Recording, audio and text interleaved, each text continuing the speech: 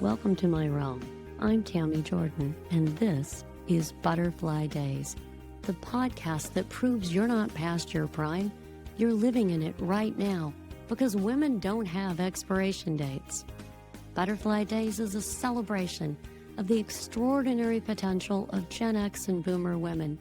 Throughout history, women have shared wisdom to uplift and empower one another, and you're about to learn hard-earned wisdom and best-kept secrets from interesting, inspiring women. So if you're ready to embrace your butterfly season with confidence, find joy in the present, and create a legacy that matters, you're in the right place. No more holding back. Let's spread our wings now. Here we go.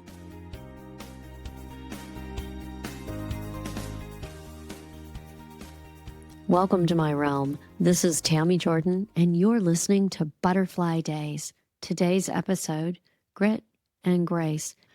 When I was sitting bedside with the dying, I had a ritual before and upon entering the room. My patients were generally down to 72 hours and rarely conscious, so it was on me to fill this moment with as much comfort as possible. And I would start by introducing myself and fixing us in time and space. Hello, John. Today is April 13th, and it's 11 p.m. We had a beautiful spring day, and you would have marveled at how blue the sky was. You're in blank hospital. My name is Tami, and I'll be your angel for the next 5 hours. I would end this by gently taking their hand so that they could sense me, and I would then pray or meditate until I felt the room fill with peace. Then I would ask for guidance as to what would serve them. You see, I rarely had more than a scrap of personal information, and I just figured I was brought to that bedside, and whoever brought me would guide me.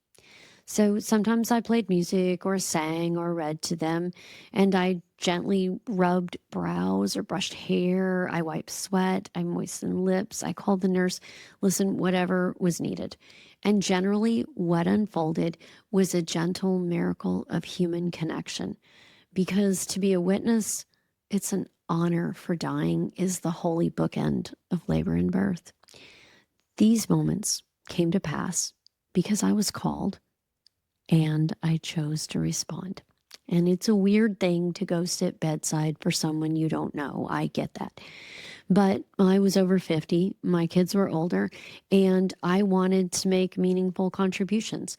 So I followed the breadcrumbs on my path, just as when I once was picking up an auction prize and got a tour of my local Ronald McDonald House and wound up volunteering for years with this amazing staff who supported sick kids and their families. And during this time also, I moved and I needed new community. So I missed my book club and my bunko, and I'd always kind of been amazed by the power of women connecting at these events. And I noticed that we passed wisdom to each other when we laughed and we cried about our lives. And we learned about families different than our own. But mostly, we provided a safety net of sanity in our busy lives. And I noticed that these women in the book clubs and the bunkos were very sharp, they were curious, and they had a great sense of humor. So it struck me how we were all kind of at this age where we were not just seeking knowledge, but we were looking for wisdom. And I wanted to provide real value to other women in this space. So I was inspired to create a women's group that could learn from an expert and allow women to present or ask questions and share their wisdom as well. But I'd never heard of such a group, and I was fairly certain I was crazy. So it took all of my courage to tell the one friend that I felt I should. And her reply was, wow, that's a great idea. And we could do this and this and this. And what day do you want to meet? And I know so many women who would love this. Oh my gosh. Oh, I have a great first speaker idea. Can we do this at your house? And thus, Legacy 22 Women's Circle was born in a coffee shop with Sarah, Spencer Workman. And it would run for 5 years, featuring an array of diverse speakers and creating an invitation list of over 250 women. We still get women saying they miss those Tuesday nights, that they were often magical in connecting like minds and good hearts. And finally, during this period, I took a tour of a pediatric medulloblastoma lab of Dr. Rajiv Vibgahar, PhD, MD, MPH, MSPH. I don't even know what all those letters mean, but here's what you need to know. He's brilliant. And I found myself fully in love with a very special hospital, Children's Hospital, Colorado. I found myself then living the dream, holding babies every week in the neonatal intensive care unit. That's called a NICU. And my goal was to navigate tubes, monitors, ports to get to those small, struggling bodies to peace, man. There were days I left and I sobbed on the steering wheel before I could drive off, but I always left with my heart full. And these incredible opportunities came because I listened to my intuition and I followed the grace of these opportunities. See, mine is no template for life after 50, and that's exactly the point.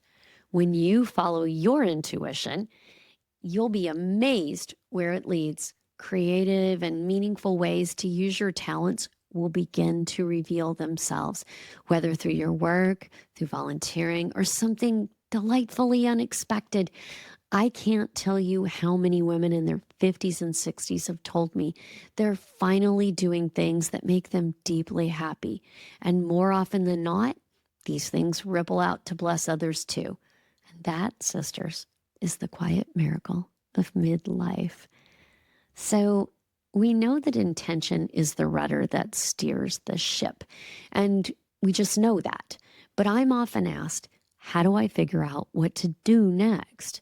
And after talking with hundreds of women, I can tell you, it will find you once you're clear that you want more. When you start noticing what lights you up, what doesn't feel like work, that's just the beginning. There's this deep joy in doing what you're naturally good at, whatever that is. I sit with the dying and I love it. Man, I love it. Even when it's quiet and even when things smell or sound strange, I just I love serving people at the end of life. And I can't fully explain why, and I don't have to, and neither do you. You simply begin by knowing that you want more and refusing to let go of that knowing, because that intention will steer your ship at just the right pace, leading you toward what brings you alive. And I think someone listening needs to hear this.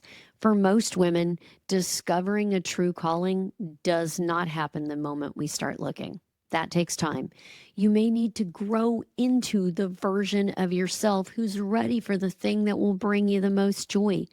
That might mean a divorce. Maybe your kids need to get their license, Maybe your job is still too demanding. You might even need to move, because I did. I don't know. And honestly, neither do you. Not until you're looking in the rearview mirror. So how do I know this? Because when you're being led by your inner compass, what's best for you is already unfolding at a higher level than you can fully see right now. You're essentially asking for an upgrade. So let me tell you this story. Timing is everything.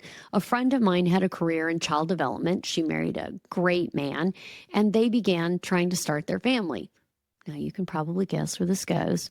Miscarriages, awful hormone treatments, failed IVF, and years of heartbreak. And that heartbreak eventually opened the door to adoption. So they began that journey, filled with love, ready to share. No baby came. And it felt incomprehensible. My beautiful friend prayed and still nothing. She grew weary, but she never gave up hope.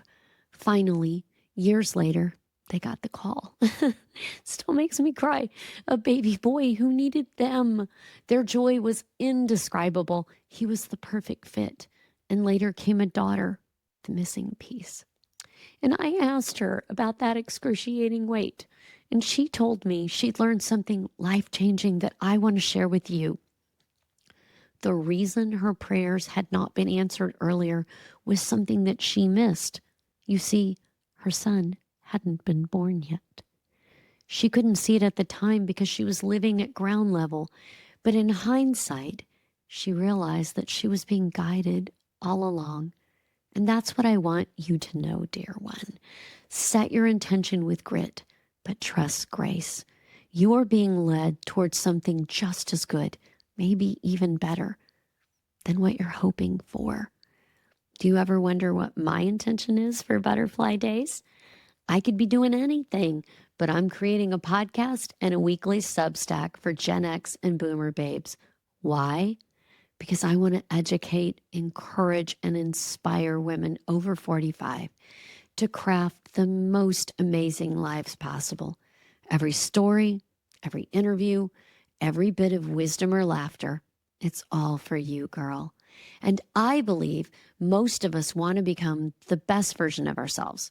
Life is the dance of grit and grace. We can't always control what happens, but we can choose how we respond. And that choice is the gateway to richer, more meaningful paths. I believe we're all becoming, peeling back what no longer fits to reveal the most luminous version of ourselves. So midlife invites us into that alchemy. It's the place where grit meets grace and the ordinary becomes holy. Legacy 22 taught me this sacred truth. When women speak from their lived wisdom, we light the path for ourselves and for one another. We soften, we rise. So Butterfly Days is my way of saying that I see you and I believe in your unfolding. And I'm walking right beside you, wings wide open. And here's my benediction. I hope midlife is your greatest time of joy because you're able to give the best of yourself to make the world better. And I hope you lay down every single night with the deep satisfaction that comes from knowing that you made a difference as only you could. I hope you find that your intuition brought you adventure, joy, and satisfaction beyond whatever you dreamed. And I hope you soar. Remember, I'm rooting for you.